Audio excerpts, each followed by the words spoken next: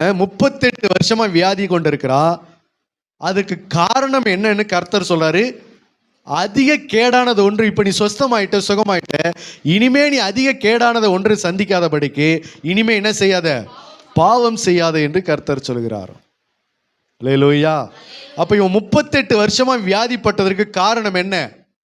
அவனுடைய பாவம், அவனுடைய கேடு. அதனாலதான் அவன் 38 வருஷமா வியாதி கொண்டு வந்தான்.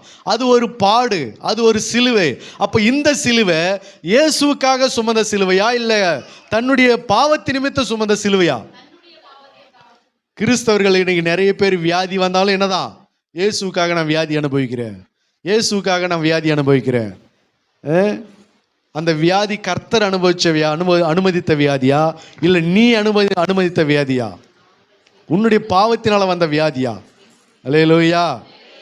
அப்ப நம் பாவத்தி நிமித்தம் வியாதி அனுபவித்து, நம் பாவத்தி நிமித்தம் குடும்பத்தில் கோளாறை உண்டு பண்ணி, நம் பாவத்தி நிமித்தம் குடும்பத்தில் பிரச்சனையும் வேதனையும் கூட்டிக் கொள்வோம் என்று சொன்னால், அந்த சிலுவை யாருடைய சிலுவை? கள்ளருடைய சிலுவை.